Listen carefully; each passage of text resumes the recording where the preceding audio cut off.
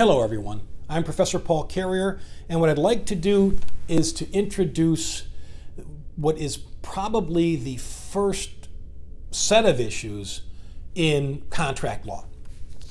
Let me explain where we're going. If you're following this in one of my courses, this would be Class 1 of Contracts 1.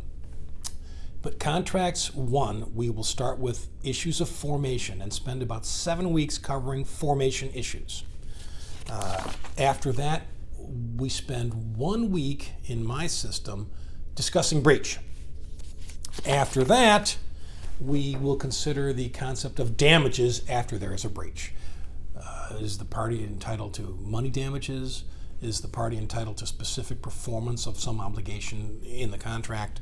And we spend about 5 weeks on damages issues. So, getting to formation, the first element of contract formation is the offer.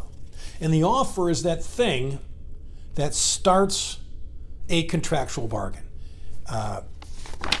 And the offer has, in most jurisdictions, 3 basic components. And I explain quickly a little bit about terminology.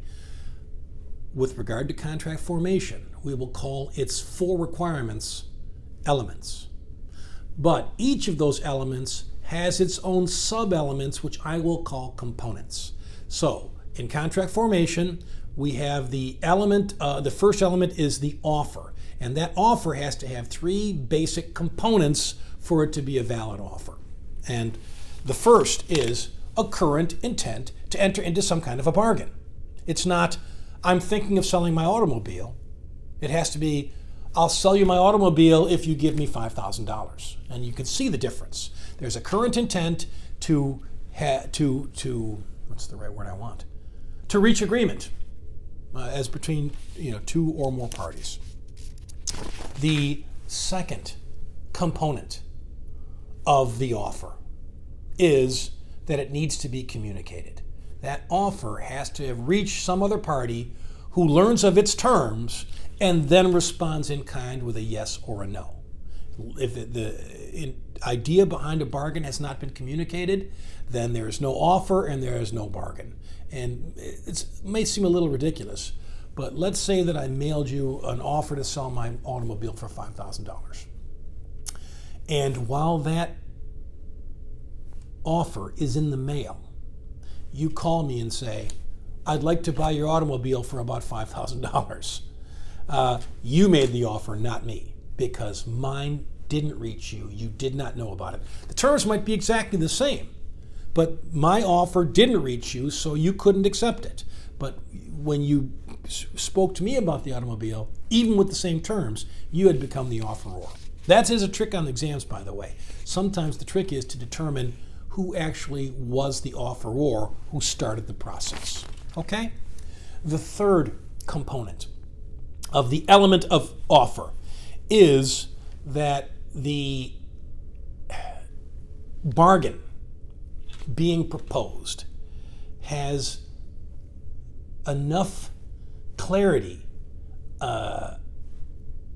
or sufficiency to make the bargain viable. I'm thinking of selling my car. It's not enough. I'm thinking of, well, in fact, no, I'm thinking. I will sell you my car for not less than $5,000. That now has enough. We know the who. There is me, the offeror. There is the person I'm speaking to. It could be one person, it could be a group through something like a newspaper ad. But we need to know the what, the who, the how much, and the current intent with the expectation of the first person to offer $5,000 or more wins. Okay? So, again, back to offer. We have formation, the element of offer, current intent, communicated to the party expected to respond in kind with an acceptance, which we'll cover in another week or two, and enough specificity within the offer so that a party that is exposed to that offer understands what is being expected and how to respond properly. For example, sending a check, getting a money order for $5,000. Okay? Another aspect of the first class in my sequence is we cover things that are not contracts. Okay? First, preliminary negotiations.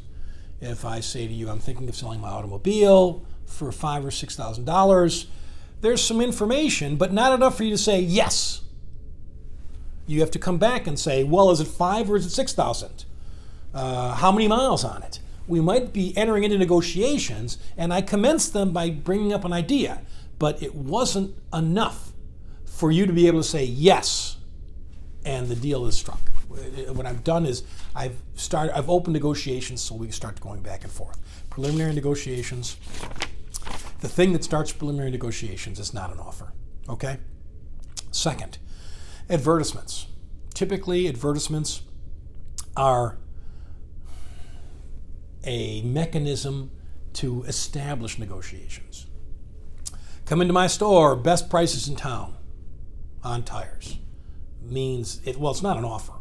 It really is the prompting of negotiations as you come to the store, okay? However, and this is sometimes tested, if an advertisement is very, very clear on the parameters to accept it, then it might in fact be an offer. So look for very significant details. The who. The first person to come in with $5,000. The when. By Friday. The what. Gets that mink stole, which is worth $10,000. So we know who, we know what, we know how much, we know by when, and so if an ad has that much specificity, it might in fact be an offer. Statements of opinion or intention typically are not offers. Doctor might say, when I'm done with you, you'll be as good as new. What does that mean? Is that an offer? And if you think you're not as good as new, you can sue because the doctor breached his or her agreement with you? No. So statements of intent are not intended to be binding. I'll do a wonderful job, best in the business. Those things are statements of intention, good as new. But they are not specific enough to lead to a binding commitment that would lead to damages if it in fact is breached. Okay? When I talked about statements of opinion or intention, there's another contractual term called puffing.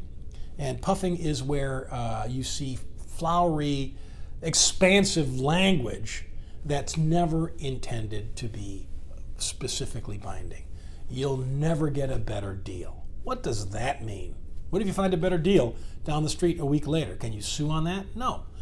When people say that, it's like a circus barker trying to make you come up and, throw a ball at some milk cans. It's an advertising, but it's not intended to be an offer. Social contracts. If I invite you to a party and you don't show up, can I sue you? That just doesn't make sense. So I offer to have you come visit, and now I could set it up differently. There's a $10,000 buy-in at my Texas Hold'em tournament, and I'm only taking 10 people, and you've got to let me know now, and please, if you can't make it, say no or say nothing. But if you say you're coming, you've got to be there and send me the $10,000 for the buy-in. If it's that specific, it's possible that a social-like invitation could be turned into a binding intention. Okay. Next week we will go into element number 2, which is acceptance.